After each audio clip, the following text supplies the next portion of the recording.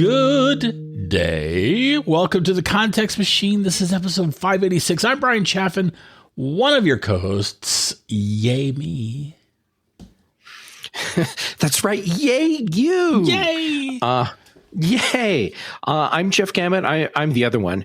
And check us out at our new home at contextmachine.io and good day. That's how you started. Are we like really prim and proper now? Should I have worn a tie or pants? I would have appreciated the pants, but you know, whatevs. You can also use, by the way, contextmachine.io to reach out to us, or you can reach us on Twitter at contextmachine.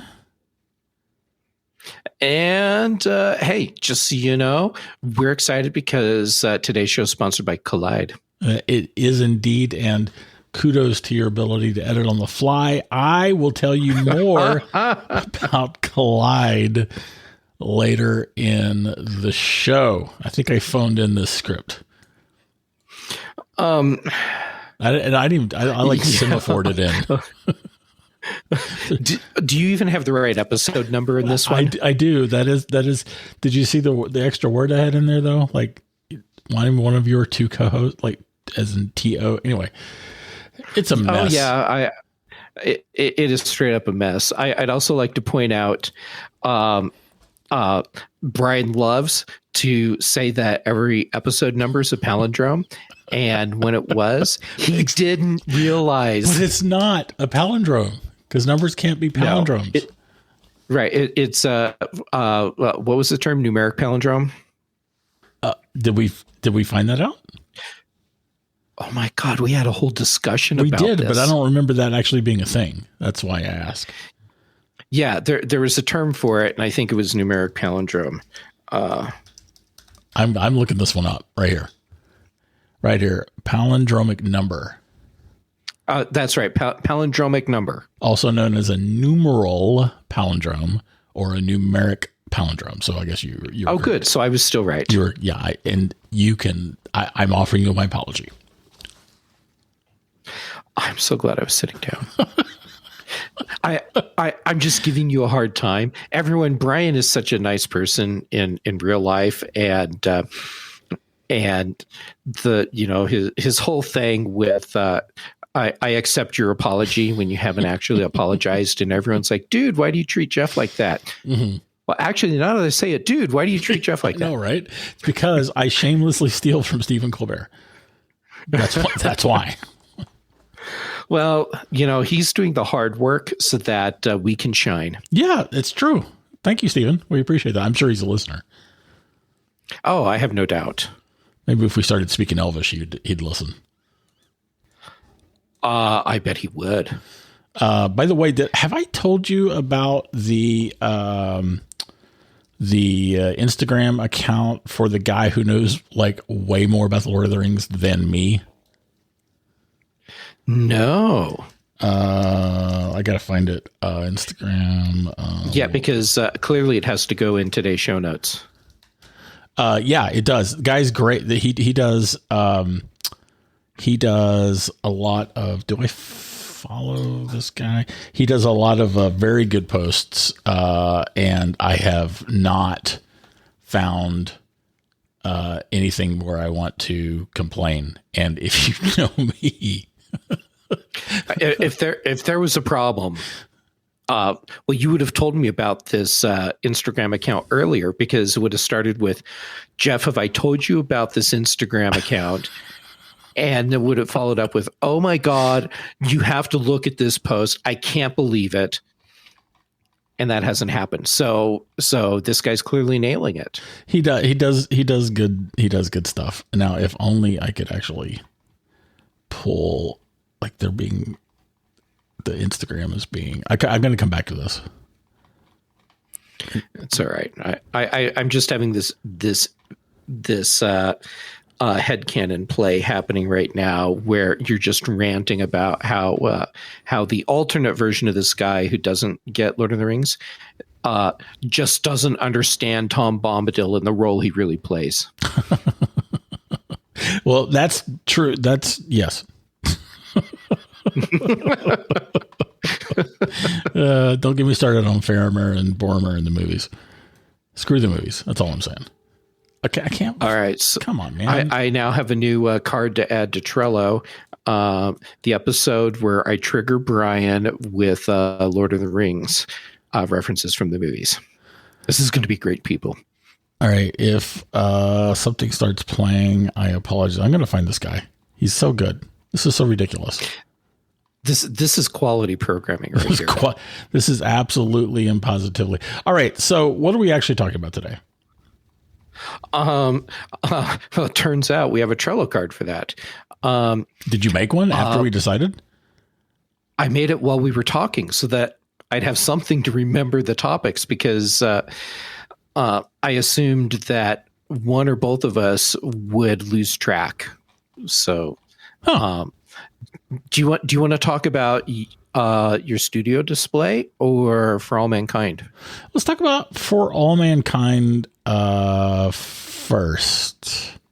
Okay. All right. So tell us. About that show?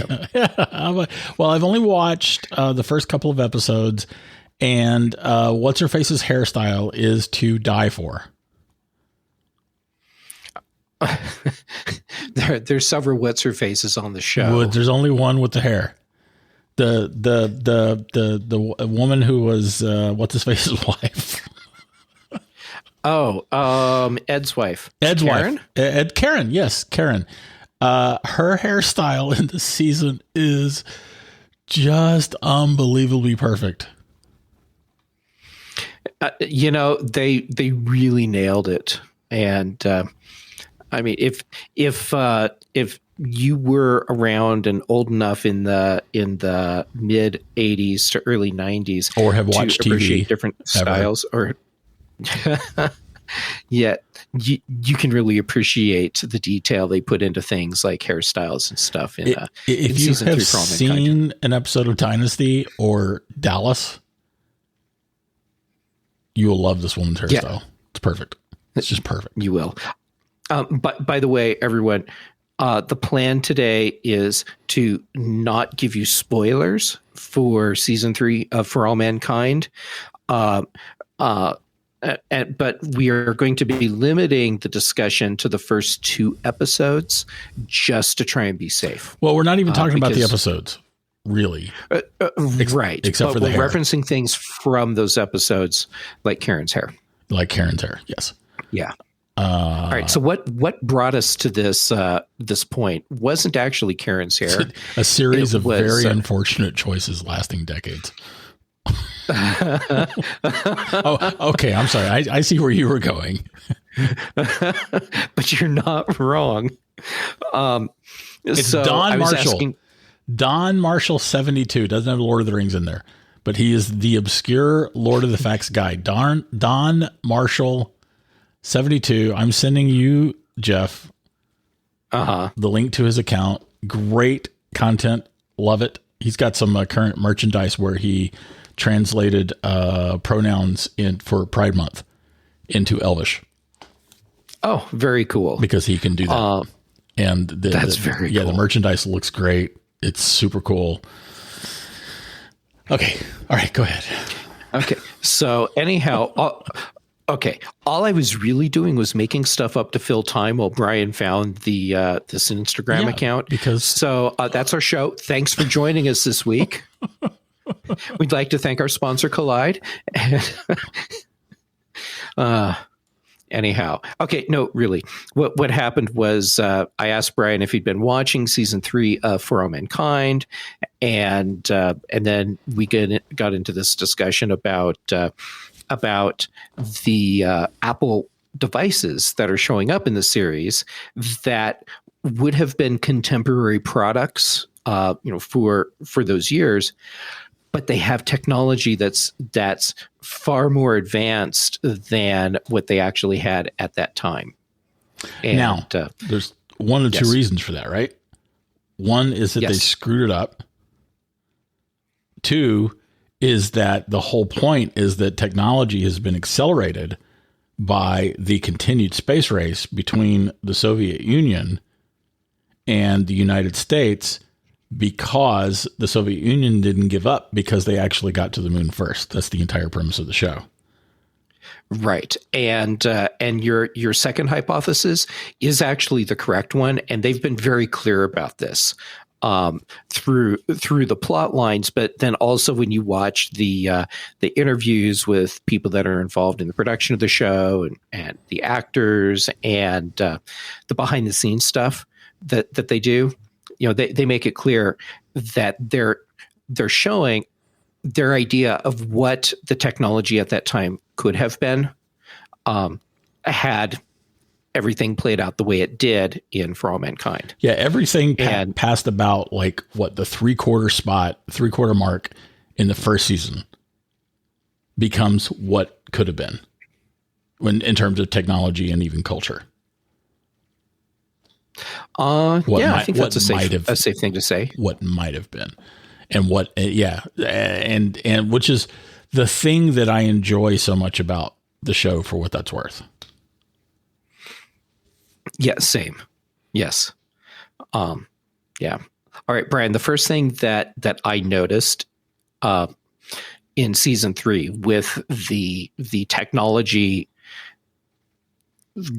being far beyond what the devices actually were at the time. Mm-hmm. I think it's in the first episode when you go into the NASA director's office, and she's being presented with her daily calendar, and one of her assistants is rattling things off.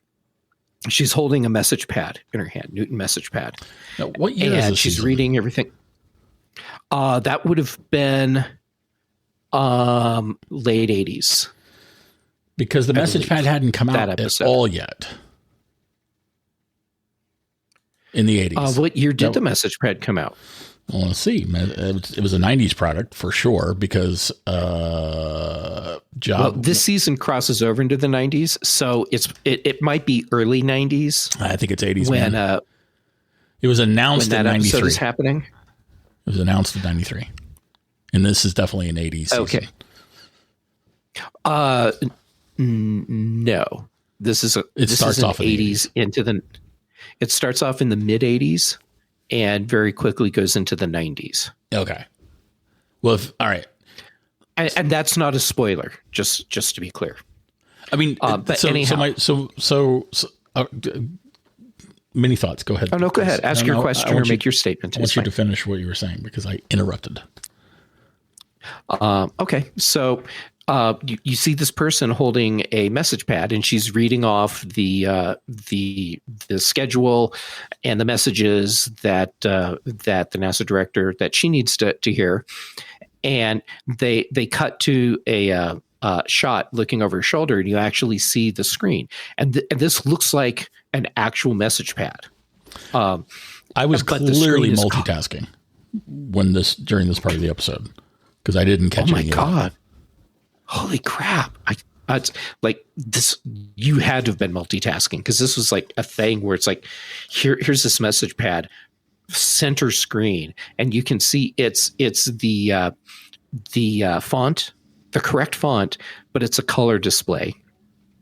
And then later on, I can't remember if it's in episode 1 or if it's in episode 2, you see people having like FaceTime chats, essentially. And they're doing it with message pads that have a little camera attachment that clicks on the top. So it's a full screen color display with this camera, and they're doing video chats. So like seriously, it looks like they're doing FaceTime. And one of the behind the scenes things from that is what they did was I'm assuming they fabricated message pad shells, and they designed them so they could put an iPhone where the display goes. So there's actually an iPhone inside the prop, and when you see the screens, you're looking at an actual iPhone screen. And the video chat stuff that you see, they're using iPhones mounted inside these message pads for that. Okay. I love and hate this. Then you're probably not going to are you either going to love and hate the Macs and the Apple IIgs computers that show up? The message pad could not have been. I mean, it could not have been released in the 70s, and not Correct. because of in the 80s, not because of the technology to support it. Because again, part of the premise here is that there are underlying technology accelerations compared to our reality, right? I get that part. The problem is from a political standpoint,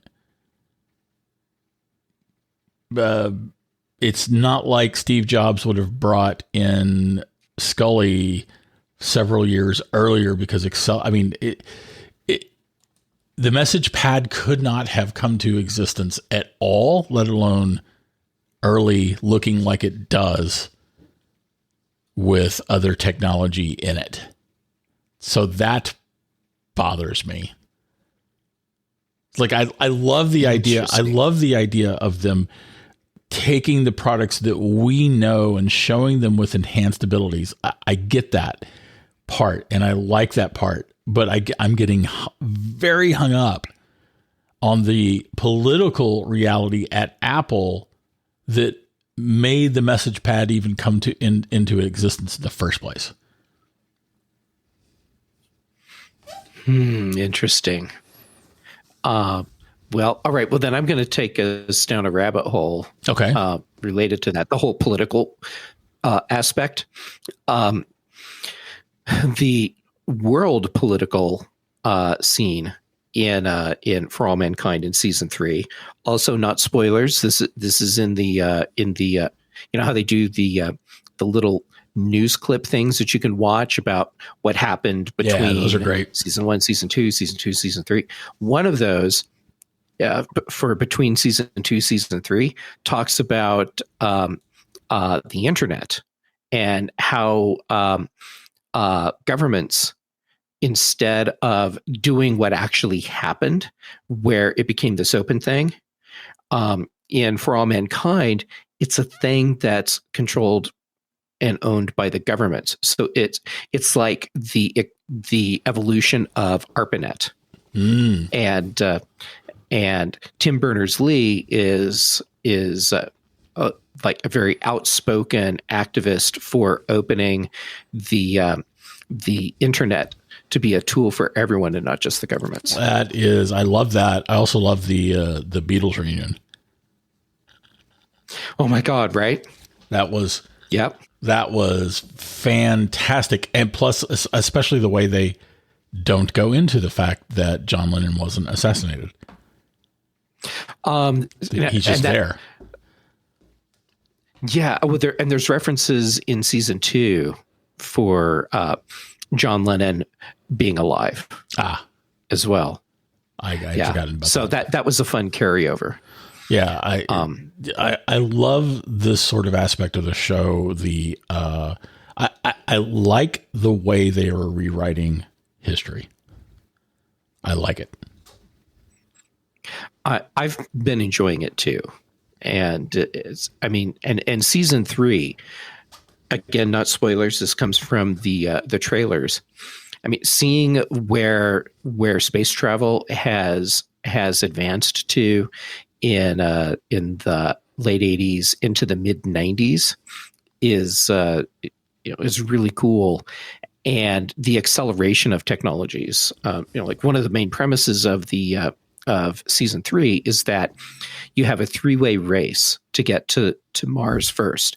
You have NASA, and so the United States, and then you have the Soviet Union, and then you have a private company, and all three are racing to complete their projects and launch to to Mars, and be the first to land on Mars. Interesting.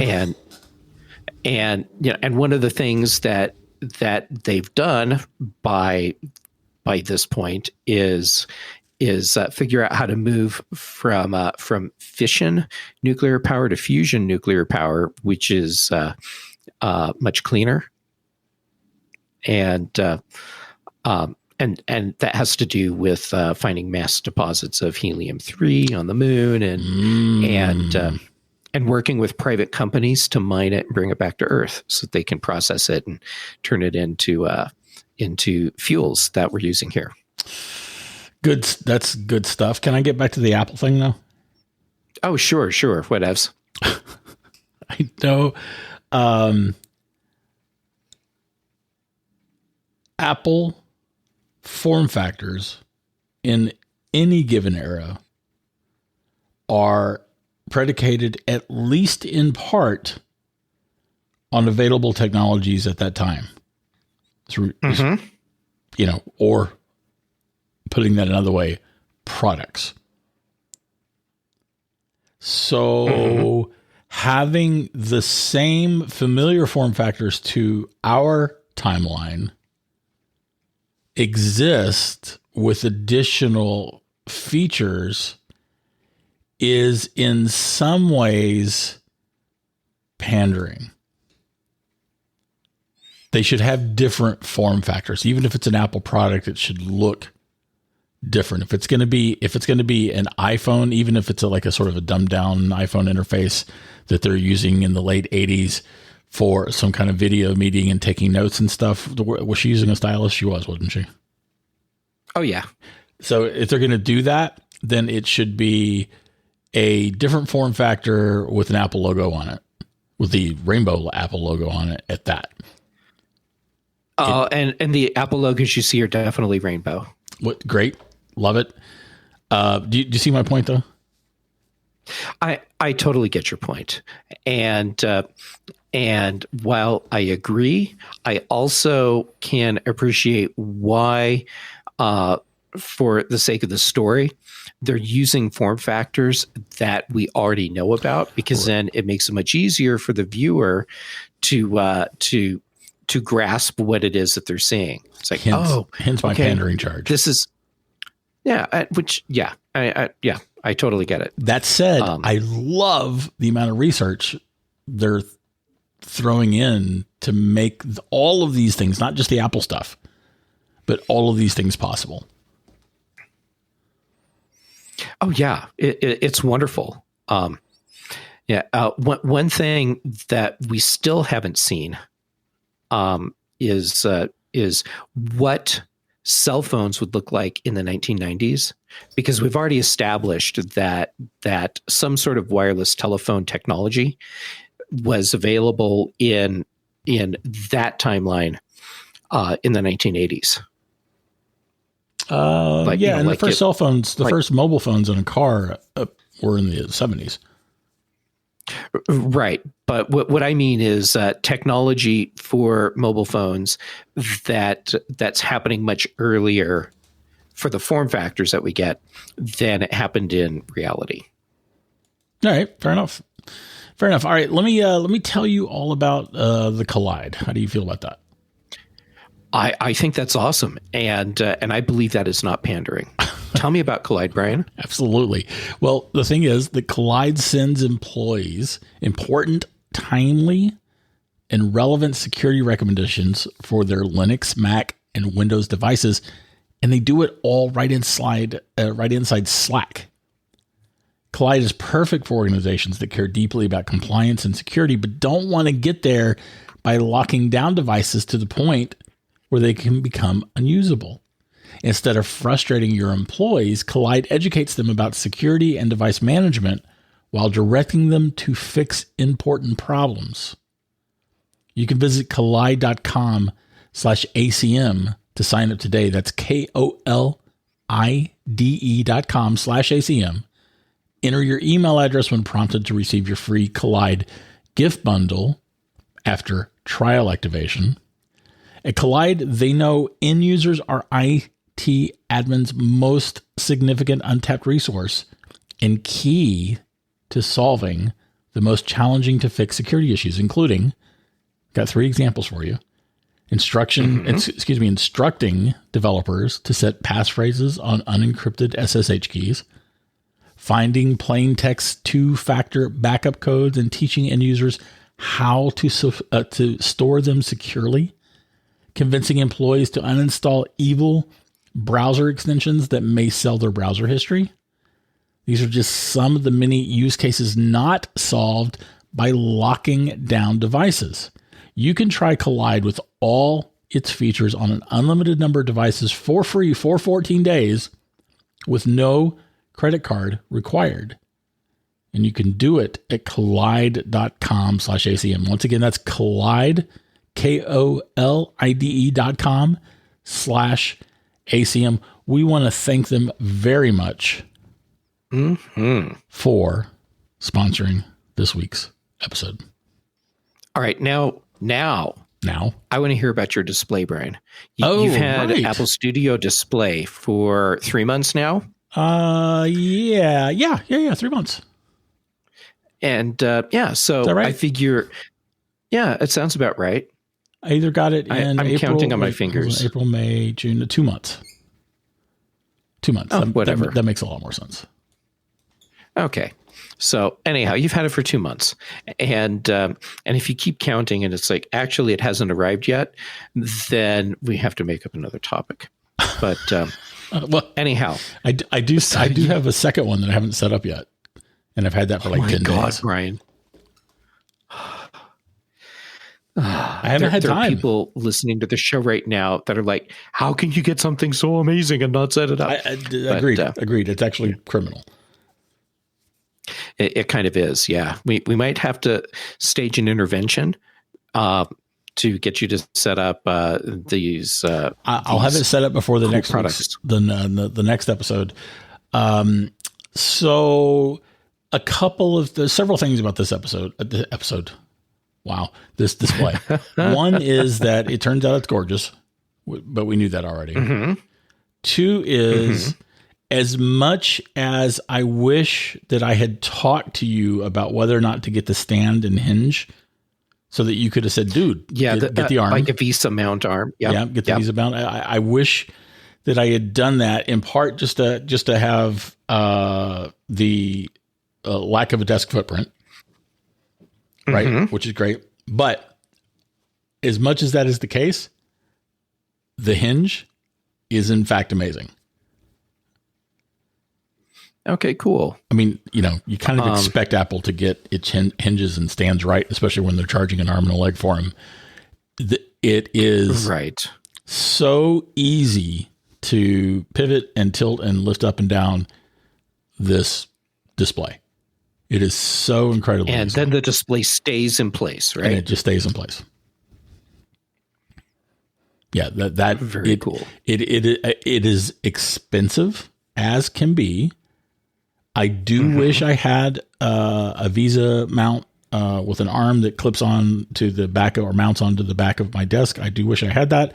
I don't. The very expensive hinge that I got is fantastic, and I do find myself adjusting my my display at times. So it's not like I set it once and then I never do it again. There are times when I need to adjust it. Mm-hmm.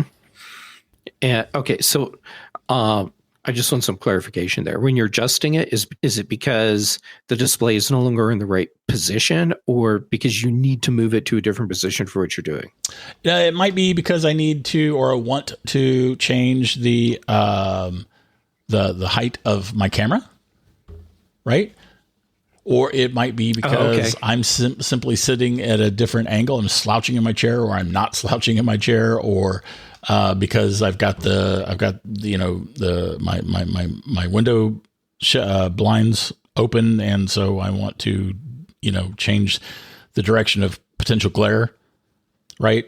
But there are definitely times when I find myself adjusting it. Okay, but you brought up the camera. The software update is out that fixes the camera, Apple says. So, is it better? I ran a firmware update and this camera is not better. It's not better. It's not even a little bit better. It's not even, I mean, like the camera, I'm going to open up Photo Booth right now. Make sure there aren't fingerprints on the camera. Oh, wow. It's just foul. I look like I am in a glamour photography studio dipped in foundation with Vaseline smeared across the lens. This is one of the most awesome 80s references I have heard in a long time. I'm shooting you a screenshot right now. Right this very. Oh yeah, I can't wait to see it. Very second. Look at that. Blow that up. Blow that up. Look at that. What is that? Actually, that looks very disappointing. Is my description accurate? Yeah, it almost looks like if you were to like compress very badly a JPEG image where it just throws out way too much information and you get this kind of flat, blurry. Yeah, the microphone looks okay. Look at the microphone. It looks fine. Actually, yeah, when I look at your microphone, I can see detail in the body on the microphone. You should clean your microphone off. Just saying.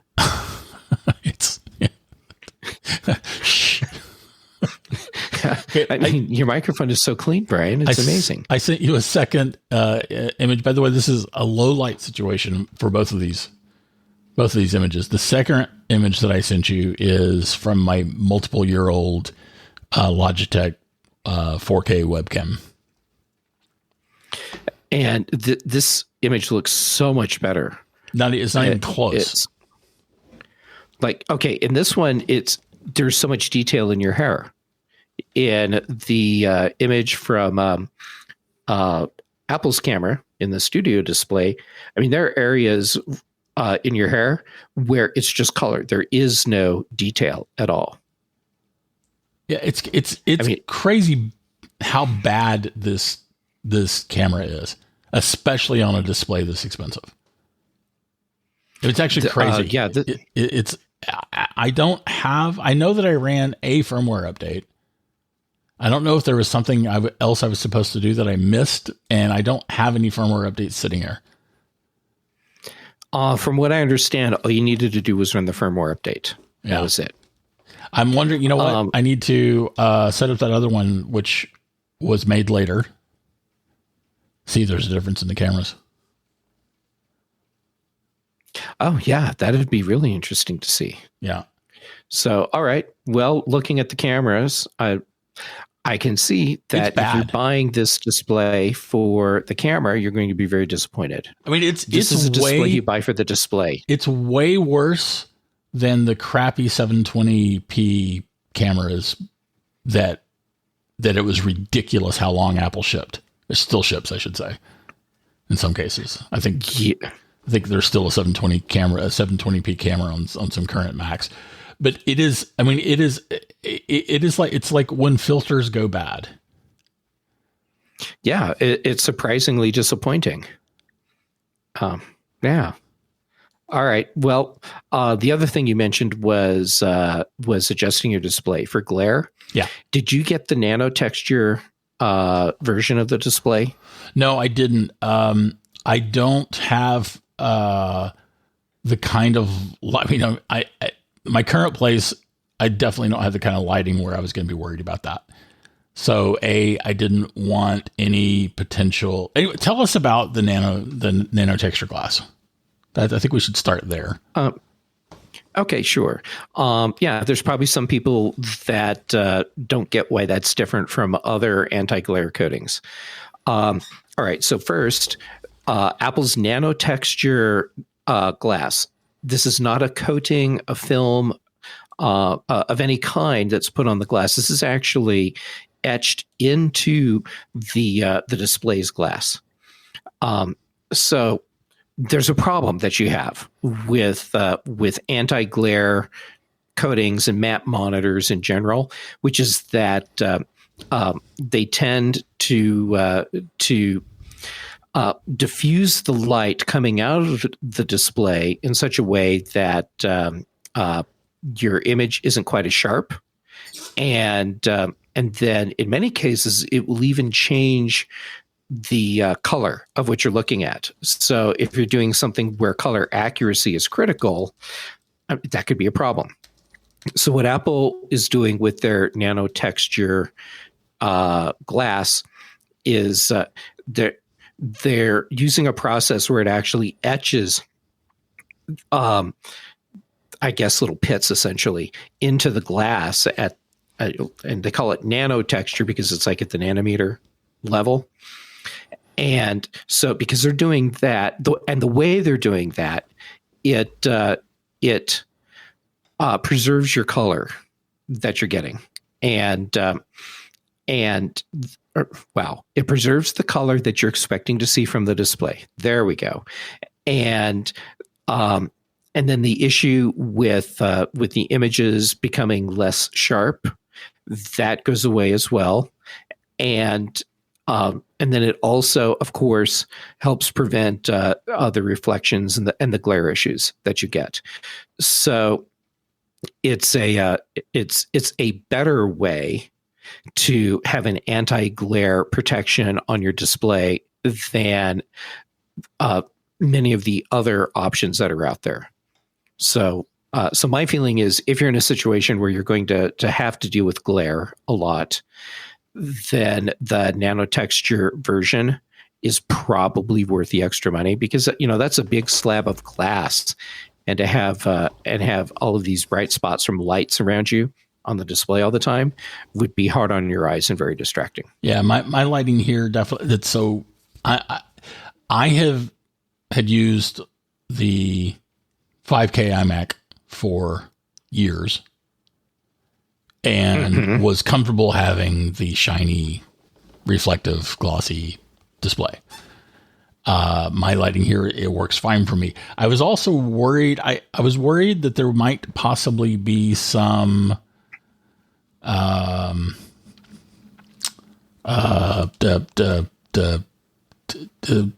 degradation of image, that it might interfere with how things look. And I was already buying the expensive ARM. I didn't want to buy the expensive glass too. Right. And you could have bought a VESA mount and the expensive glass, and anyhow, I'm not going to run that. And still spent less. That's fair. Yeah. Would you get the Nano glass? Nano-Texture? I would get the Nano glass. Yes. Okay. And that's because for me, even though I tend to have very controlled lighting in my workspace all the time, I want to minimize the glare as much as possible. And even though it's not that big of a deal for the way my setup is, it would still be a thing. Like, for example, when I'm doing video podcasts, my back wall is lit. Without the Nano-Texture, I would have this line of light across my. Yeah. Are you ignoring me? I'm totally ignoring you. Yeah. Yo, it is so lit. Yo. It's for the best. Yeah. I don't want to encourage you. But anyhow, yeah. And so for me, yes, I would definitely have the Nano-Texture. It's worth $300. And then I wouldn't be getting the upgraded stand for it, because I put mine on my VESA mount. But that's the upgrade that I would get on the display. I'm sorry, I just keep rubbing it in. Yeah, you're so like, I am obnoxious and sort of like belligerent in my obnoxiousness, and you are so smooth and nice in your passive aggression. I mean, I can be passive aggressive too, but you slip it in, so it's like, I don't even notice it going in. Well, that's high I'm praise. referring to a knife. I'm referring to a knife. Still, I'll take that as high praise. Yeah. If I didn't love you, I wouldn't even consider these jabs. I mean, you went with the knife things, so yeah, of course. Yeah. LOL. So when last I was paying attention, you would have gotten the Nano-Texture glass. I would. Now who has the knife? Stick him with the pointy end. Yeah. See, this is why we had to team up again for a show. Yes. This right here. Yes. Yep. Yes. For me, the Nano glass would have been worth the extra $300. And then I would have ranted about how disappointed I am about the camera. I'm wondering if I made myself a victim of people fudding the Nano-Texture before it was released. Maybe.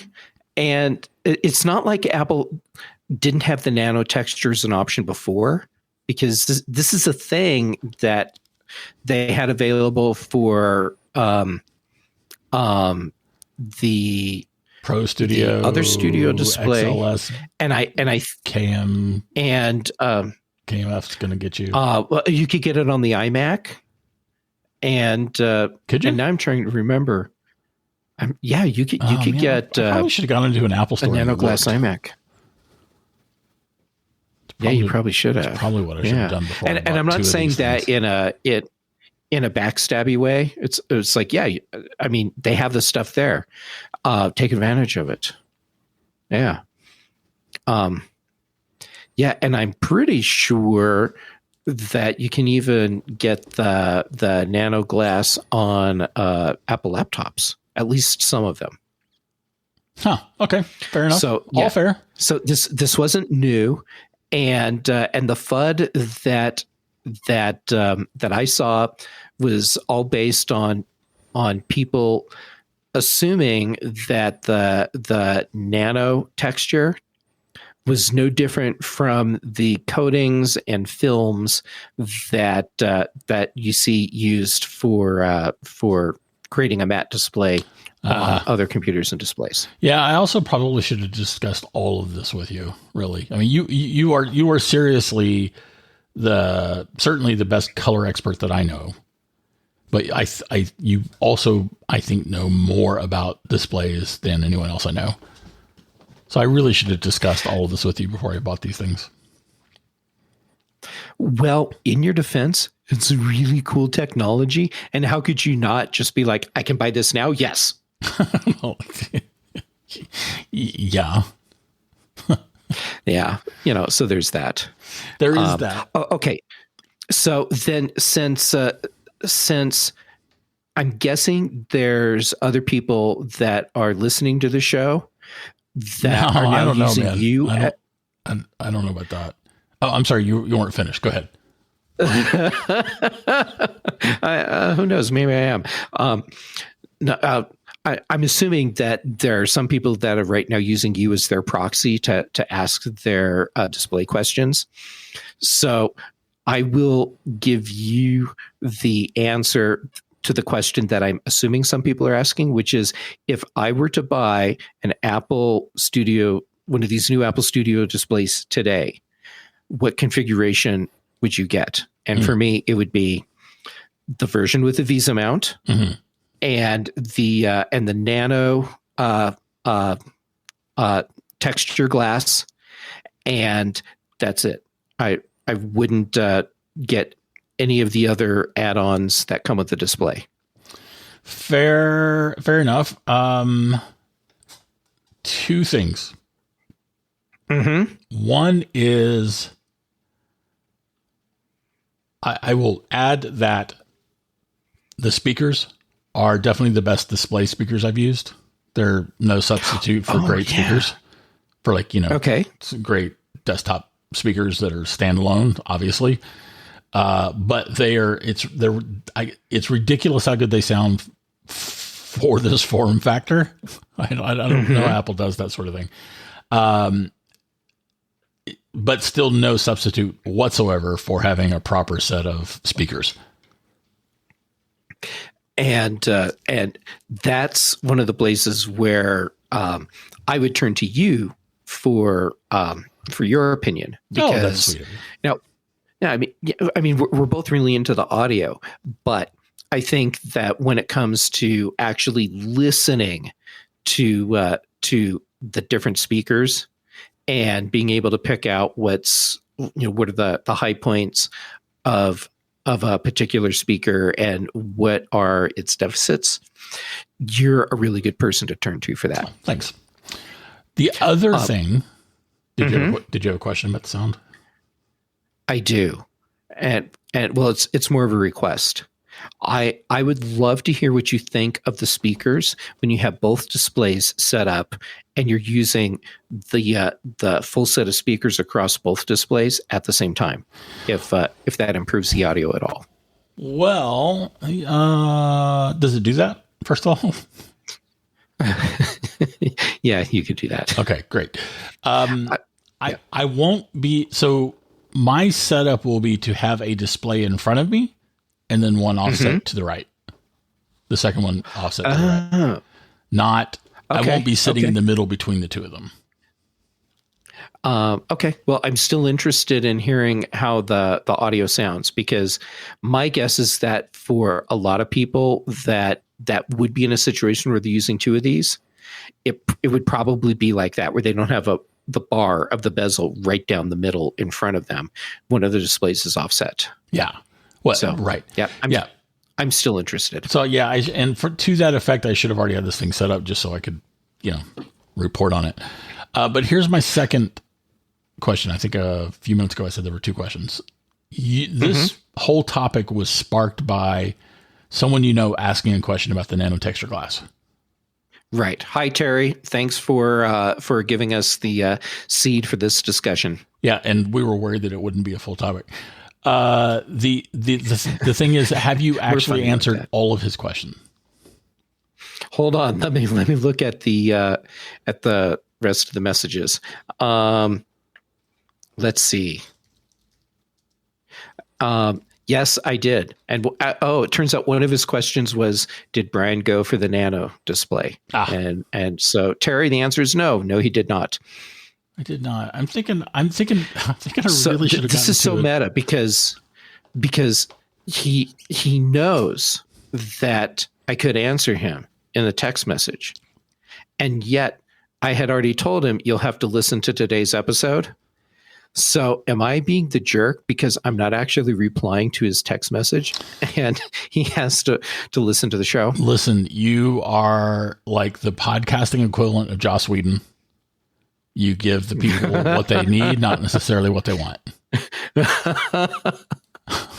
All right. That's awesome. Here's the thing. You've met me, right? Mm-hmm. So you know that I'm not averse to spending money if I have the opportunity to spend that money. Okay. Mm-hmm. Right? This checks out, doesn't it? This checks out, sure. And you have some really cool things to show for it. Sure. Let's go with that. You also know that I am not averse to getting the best technology that I can, whether or not I need it. Is this correct? Does this also check out? Yeah, this also checks out. Okay. For instance, I got the beautiful hinge.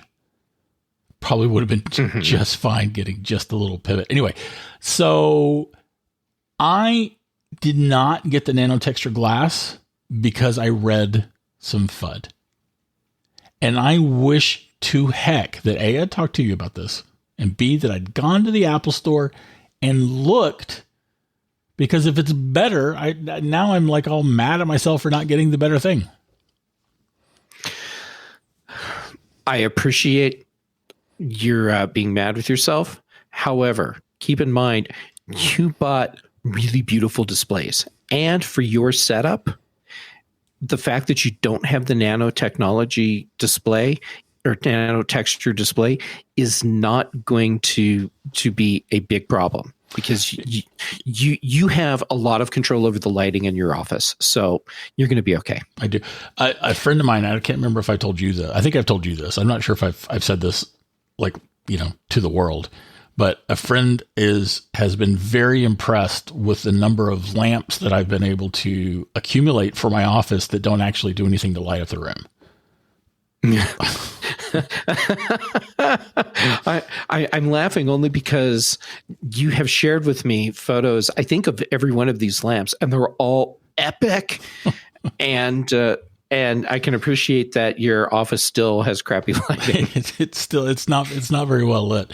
So I'm trying to get some overhead lighting. There's this very, very nice ceiling fan that was here, that comes with the house, but it doesn't have despite it being a great ceiling fan, does not have a light on it. And there's electricity. Anyway, that's my next thing. I gotta replace that ceiling fan. Excuse me, I gotta add a light to it, because apparently you can do that with this thing. So anyway, yeah, cool. lighting, and then maybe then I will wish I had the Nano-Texture glass. Yeah, maybe. Yeah, so you might. You might. All right. Let me. Okay. Before I say anything else, say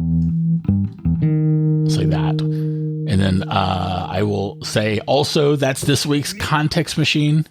If you have anything to comment on, add, or question, you can write us over at contextmachine.io. You can reach me personally on Twitter at GeekTells, and Instagram too. Mm-hmm. And I'm Jay Gamet on Twitter, Instagram, and YouTube. Yep. And also, I'm sitting here looking at a display. It's mounted on a Visa mount on a display arm. Our bandwidth is provided by CashFly. Paces by Boom. Recorded for us. Appreciate that. Actually, it's funny. Ricky recorded that for himself, but whatevs. And we want to thank Collide for sponsoring this particular episode.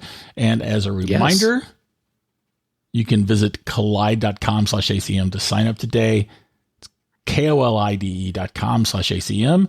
Enter your email when you're prompted, and you're going to get your free Collide gift bundle after the trial activation. And I think that's it. You got anything else for us? Just a hug for you. Oh, thanks, man. All right. Well, I've got some music to hug us both. Sweet.